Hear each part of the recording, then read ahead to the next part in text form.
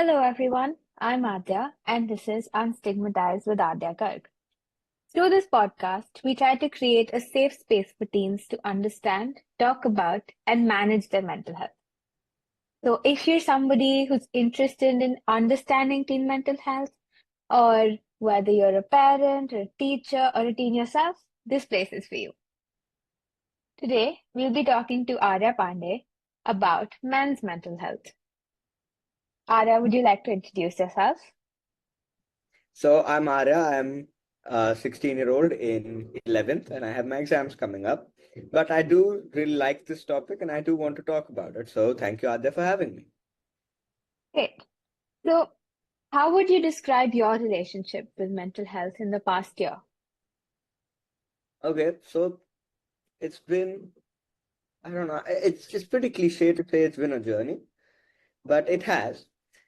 So over the last year, there's been a lot of things that have been happening, and it's not more about it's just about the fact that I think I've matured more over the last year than I possibly have over any other 1 year period in my life. Because I think it was a real coming of age year for me because I did a lot of new things. I had a lot of new experiences. Is I think I have my ego has mellowed down quite a bit now, and so it's been, and I think I've been more conscious of my mental health than by conscious, I mean, it's not like I've been thinking about it, but it's like I've been realizing changes within myself. And that's actually been really, really interesting for me to see. Have you ever taken therapy before? No, not really. I'm not even sure if I really would like to at some point, but I might change my mind on that in the future. So, since you don't take therapy, what are some of the ways that you manage your stress and like on a daily basis with exams coming up and everything that happens in school? Okay, so there's a lot of things, of course, that are happening in school and exams, and all these things do happen. But see, one of the things about me is I'm not very conscious of stress. I feel like I don't really feel that I'm getting stressed until it reaches fever pitch. So, and I think that has something to do with maybe I do manage it well to some extent. For one thing, I have a very, I don't know how to say, the laid back attitude about problems. I do feel that they have a tendency of either going away or getting smaller if you treat them properly. And so I do try to not focus too much on problems and how and you know obstacles. So that doesn't really make me panicky. And if it does, I do have a great support system at home in the form of my mother, my father, and my brother. Alongside, I have a lot of great friends. So there is a lot that I get to do that ways. That really helps me with uh, not being stressed out so much. But even then, of course, I of course still have emotions because that's just natural. And those I think do go away, usually through physical exertion or imagination or something along those lines, where I try to put them into a moment of catharsis and just try to get them out of my system. So, for example, if I run, sometimes that helps, or if I just go to sleep, sometimes that helps. That Um, that so what for you contributes to like a good mental space? Like you said that you talk to your family members and your support system. Is that like a major part of what like relieves your stress, would you say? okay. So So the second part of your question, yes, I do think that it is a lot about that, but not even the fact that I talk to them. It's more the fact that I know I can if I needed it. And so there's no feeling of, when you do those trust falls. Mhm. So if instead of there were two people behind you and instead of that there was a bed, you wouldn't really be afraid of falling. So that's sort of the way. So that security is always there at the back of my head that there's The someone safety who's net. always going. Yeah. So there is a safety net consistently behind me. So that does help actually. And I think a lot of people don't have that safety net with their parents, which is why it causes problems. Well, this first part of your question, I really like that question, which was, I think you asked what constitutes a good mental space. So I think to me, what constitutes a good mental space is if I'm acting calmly. Hmm. I think if I'm not panicking, because let's say like if I'm on a Zoom call and I'm trying to record and maybe it's not working out, so sometimes that sort of thing can get you to panic. But and I have or like in a paper like this year I had this chemistry paper and it absolutely and I did panic for a while there. So that wasn't a that's not a good mental space, I think. But usually I try to stay in this bubble where I'm able to not really rationalize, but just think about what's happening and I don't like getting stuck into it. I like being able to do something about it. So I think the optimal mental health, the space for me is when I'm trying to think of solutions to something rather than focusing on the problem. Do you have any recommendations for people our age? Like the ways they can reduce their stress and, like you said, get out of these like panicky situations. Okay, there's a lot of panicky situations people our age would find, but I think the main one is exams. Okay, a Hmm. lot of Yeah. partiers do tend to panic in exams. So, and to me, there's always a very simple way you can just not panic. Just go to the washroom. Hmm. Just go to the washroom, go outside, take in some fresh air, think about whatever's happening. Maybe reevaluate. Let's say you thought you were going to get 70 marks and it's a really tough paper. So just reevaluate, come down, be like, okay, nahi aayenge 70. You're going to get 50 now, but at least get those 50 because if you panic, sometimes you might fail. And so you have to, but it's very important to kind of remove yourself from that situation because if you stay there, you're gonna get stuck in your head. So a That's bit really change of scene.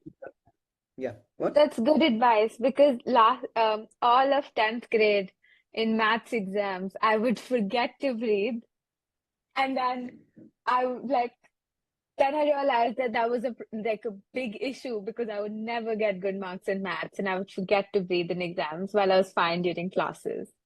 So I like took a walk even during like board exams. I went to the washroom Yeah, during math exams. that Okay, helps. okay. So, um. What are your thoughts on the stigma around mental health, and how do you think that like we can reduce it? Okay, so I would like to say I'm not qualified to answer this question. Mm-hmm. I don't even have psychology in school, so I would like to point that out. So if this is wrong, it's not my fault. It's the school system's fault. Anyway, so there is a lot of stigma around mental health, especially I guess in India, because it does feel like you're admitting you're weak, Mm-hmm. and I don't think it's exactly that, but it's more like there's something. And people, I guess, you do feel that the people do feel that there might be something wrong or they're damaged or something like that. And while that's not entirely true, I do feel there is something inside you that is not letting you be who you can be. And that's not your fault. You didn't do anything about it. And so it's only fair that you get to remove that tumor inside you. If it's like if someone was sick and being upset about being sick is fair. You, but you also deserve to have the treatment. And I think that's the way I view mental health, where yes, there is something within you which is hurtful, it's harmful, but you deserve to have it help. You deserve to be helped. It's not about you're weak, it's about the fact that you deserve to be stronger. You don't have to make yourself stronger, but you should definitely take care of yourself in that manner. Mm-hmm. I don't really know how we would reduce stigma, but I think to me, I've always felt that time is a great changer. I think it does really help in anything. I think if you look at most rights, women's rights, you have colored people's rights. There's so many different things, and I think those have improved with time. In fact, this is ironic, but I don't think there's a single thing we'd say right now has decreased, has become worse with time. So in that sense, I am very hopeful of time, even if it does take a long but time. But it's just something I'm hopeful of about humanity. So maybe we'll come to terms with this whole mental health idea on our own. Hmm. And I think it's like the older generations who are more like stuck on the fact that mental health is like a bad thing to consider, maybe. But that's just the way that they were raised. And with time, maybe their thought processes will change and everything will be more open. Okay, Yeah, probably. coming back, coming to our main topic of conversation, men's mental health, or more specifically, teenage boys' mental health. Yeah. A lot of the social media posts and everything these days, they're about mental health and everything. What are your thoughts on mental health, teenage boys' mental health? Okay, first of all, there's not a lot of people out there who are interested in teenage boys' mental health because it's Hmm. weird. But to me, the mental health of most of the teenage boys is very, it's in an interesting headspace. It's a very confused, conflicted world we live in, where there's so many different stimuli that are just floating around the air inside of you, which and it seems almost like, I don't know if you it's like you're being possessed by five different ghosts at the same time. And so then you have different moods. I don't know if you've seen any of those reels which are like, man, I only have four moods. And it's like something. Yeah. So, so it's kind of actually like that, but there's up 10, 12 different, there's so many different things which suddenly take control of you and give you motivation. So it's a very conflicting world, but also there is, I think I can say, there's this simplicity to it. But it is, from my experience, pretty easy to distract teenage boys. And I think that might be why they're so confused because it's very easy. They have a lot of these cars or girls or anything. Cars, girls, explosions, fights, anything could suddenly get, look. So, and when that's happening all around you, you get confused, but it also makes it easier for you not to be focusing on something. So I think that's my rough assessment about teenage boys' mental health. So, what do you think contributes to a teenage boy's mental health? Like, for example, you and I were talking the other day about these five different points that you were thinking about that like factors essentially that contribute to a teenage boy's mental health. So I do have, it's not exactly the only five, but these are the 5 points I think make, to me, I think are things which aren't talked about as much or need to be talked about a bit more. So the first one I'd want to bring up would be, what is it? Sex. It's a Hmm. main thing. It's a main thing. And I don't think people want to hear that because it's weird. It's gross. And here's the problem. As a teenage boy, most teenagers are thinking about sex. It's not an Most everyday cultures, conversation or anything. yes. Yeah. Uh, and particularly, like also, I would bring this up. Most teenage boys are only discussing sex with other teenage boys Yeah. because otherwise it's weird and creepy. Yeah, it is. So, so, so their only source on sex is people as misinformed as them. So they're very, very confused about it. And so that is something that continuously does sort of smog the male brain, this hormone filled pubescent brain. Okay. Coming to there's a lot of stereotypes about what a man is and what a man should be, and like role models and everything like that. And a teenage boy and any teenagers really, they're very easily influenced. Do you think that all Definitely. these stereotypes and everything they contribute to like a person's mental health? I would say yes, definitely, because there's also this. I think if you look at the Andrew Tate pandemic Hmm. that occurred about a year or so back, it wasn't really, how should I put it? It's not really Tate's fault because he was just saying things which, okay, who cares? And people say things on all the time. But there was something at this point where where the teenage mindset at that point just sort of exploded into it because they felt they needed to be proud of their maleness, which is weird because they can't really change it. Like, okay, you can, of course, you have the right to, but the point I'm trying to make is being proud that you're a man is about us being proud of your height. It's not really something you had control over. Mm-hmm. It's not an achievement per se as it is a starting point. That's the hand you were dealt. And okay, leaving aside the transgender debate for now, because I just want to talk about this right now. So being a man is it's like you were born with that, and you had nothing to do with it. All your mom and dad. So like, what do you? It's a dumb thing to be proud of. Of course, you can be Mm-hmm. proud of yourself, but then that all, and then those are the parameters you should be judging yourself on. And those parameters for men are, to me, what all those stereotypes represent.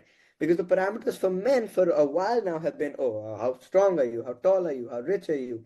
How these are very Instagram Reels things. So I mean, I got sucked into it. Yeah, but so things like this, and even for example, how hard, like, let's say housework. How could you are you at housework? And by housework, I mean how like lifting things, repairing things, or job sort of thing. And these sort of things you're supposed to be have been imbibed with this sense of you should be. This is what a man is, and this is what you should be proud of being able to do. But and there's certain things which aren't so desirably, and you can't really be proud of because, like, oh, let's say you do really good, you're a really good makeup artist. It's not really a vocation that you would see most people wanting for their sons, Mm-hmm. or let's say, so that, or I'm trying to think of an exact example. Uh, Makeup artist, Classical or let's, dancer. yeah, a classic, yeah, perfect. Those aren't really things you'd be that have been viewed as desirable male traits, So or even, from what yeah, from what you're saying, I get is that the identity crisis that goes through a teenage boy's mind is what can like cause harm to the mental health because if there's these stereotypes of like what a man should be or like what you said, the anti-Tate epidemic role models. Um, yeah. So wait, can I just? I just had one thing to say. So in this, what I'm not really talking about stereotypes as much because mhm, stereotypes are different, and I think to some level we have gotten rid of them mhm, to a certain amount. Like, okay, the whole boys don't cry thing. I think we've talked about it a fair bit. The whole, oh, mhm. you can't wear pink thing. We've talked about it a fair bit. Even in my school, there was a hashtag pink is ours thing, and Yeah. so these sorts of things. I think we're getting to talk about them, but this uh, the expectations I think were not really wavering. Where, oh, this is what boys should be doing. We're not talking about acting. We're talking about what they should be doing. But they should be acting like we've discussed, and I think that's getting better for both. Even in the manner they treat women, I think we're getting more and more progressive, hopefully, and the way they conduct themselves. That's good. But we're not really focusing on what the futures of this generation or the next generation. It should be a lot more spread across the board. So on to the next question. Yeah. Teenage girls have these things about compliments, right? Um, Mhm. so for example, they'll base their entire personality and their appearance according to the compliments that they get. Oh, you're so pretty. Oh, I love your makeup, or something like that. So I've Yeah, noticed that boys get a lot less compliments. they How does do. that That's affect their mental health? so that's the only stereotype I think I'm still comfortable like talking about because I think it's even though we've talked about it, it hasn't really been addressed. Mm-hmm. Because yes, boys do get quite a fair deal less compliments. And that is also up to the female genders, they do compliment more. Even I think, as a general rule, I've seen them complimenting more. Like we had a farewell at the school, just I think what, 2 or 3 days ago, Hmm. 4 days ago, yeah.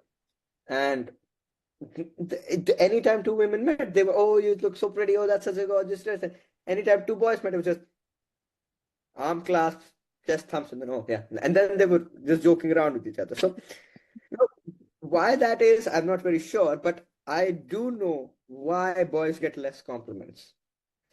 And that's because, okay, so teenage girls compliment teenage girls.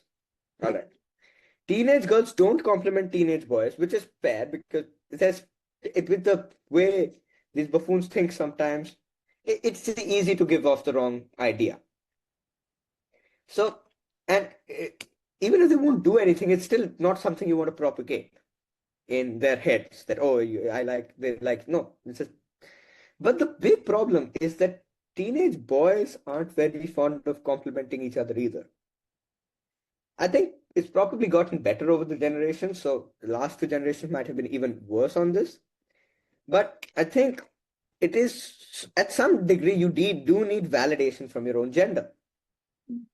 Because again, it's something you conform with, it's something you are used to, and it's something you surround yourself with because it just is. I'm not very confident about this, but so in that sense, when you don't get that sort of validation, and if you're not being complimented, or if things aren't, if the for example, I think one of my favorite things in the world is when someone notices a little thing about you, when like a little habit, oh, you sing in the shower, or you leave your bottle at a certain place, or you always visit some place when you're sad.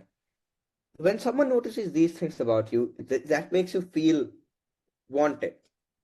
And I think girls have been really good, are really good at noticing and actually sharing those things. Whereas boys might notice, if they do, they're not the best at communicating that because, and it's a thing, boys aren't really taught how to compliment. Hmm. It's not, they're not taught to compliment girls or boys. Being good at compliments isn't something that most of the men are. It's just not something they're taught. And I think that should, because it's not really the women's fault for not complimenting them. Because, yeah, that's okay. And if you're close friends with a guy, you should compliment him. But, usually that holds for both genders, both for boys and for girls. If you're friends with someone, you should be complimenting them. That's just the way it should be, and it's not really translating to the men folk. Hmm. Okay. Um, So that would be my take on compliments.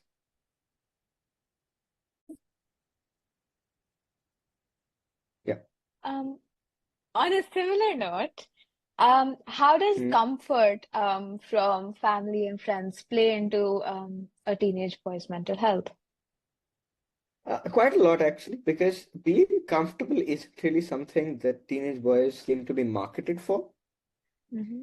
Because if you look at, okay, for example, if you look at the soap aisle in any market, you'll see. So there's a female section and men's section, women's section. The women's section has every type of fruit imaginable. They got watermelon and have raspberry and strawberry and everything. In the men's section, you have charcoal. Yeah. So so and I like charcoal because it's like a good smell, but it's not the only manly thing because again, you're kind of getting sucked into what being manly is. And so, in that sense, comfort isn't really a part of your headspace because if you look at a lot of clothes, like the sweater you're wearing, it looks fluffy. Mine doesn't look fluffy. It's not Hmm. fluffy. It's warm, but that's it. So, in that sense, comfort isn't really a priority in most men's for men's mental health, and it does cause obviously discomfort. Like I had Yeah. to, that's just the word I and it does make you slightly on edge because you're not exactly at your full most comfortable zone in your head, and that bleeds into your friends and family because again that whole compliments thing because that's how you feel comfortable or being included, which I think is pretty well. Most friend groups include, most good friend groups do include everyone as long as they're, actually friends. So I don't think with friends it's that much of a thing. But here's my big point, which is that while it may be normalized in our strata of society for men to have sex now with each other, it's not really normalized for them to be cuddling. You Mm-hmm. know, it's not really a, a thing with them where they can, be comfortable around each other. Because sex is still something you can understand, but being gentle with each other, being nice, or just being hugging and cuddling and things like this, that's not really normalized as of now. And that does cause a problem because physical touch is so important to humans, just to anyone. And for example, and when you can't even hug your father for something or your brother or snuggle or anything, that does impact your mental headspace because in that sense, comfort is really hard to come by. Even in, for example, crying. I think we've normalized men crying, but I don't think we're actually focused on okay, they can cry, but I don't think we're really talking about what to do when they cry. Mm-hmm. That's not really a process where it's pretty much the same thing you have to do when a woman cries or anyone cries. But I don't think we're really. I think we've just reached a point where we've learned to accept it, but we haven't really thought of measures as we haven't really thought to the comforting point of it yet. And I think Oh, that's like I'll another get you major. chocolates, like teddy bears or something like that. Yeah, it's that sort of thing. And see, when you say that, that sounds like it's a fragile man, but it's not really. Yeah, It's just a in fact, if human a girl, being. yeah, in fact, if someone said that, you would assume they were taunting the man. Oh, you want Mhm. chocolates and a teddy bear? Yes, maybe some they do want a chocolate and something to hug. So that is there, and I think that does play quite a role in the don't cry stereotype, which I think even if, like I was saying, it's just we've accepted it, but we haven't really thought beyond that. Okay.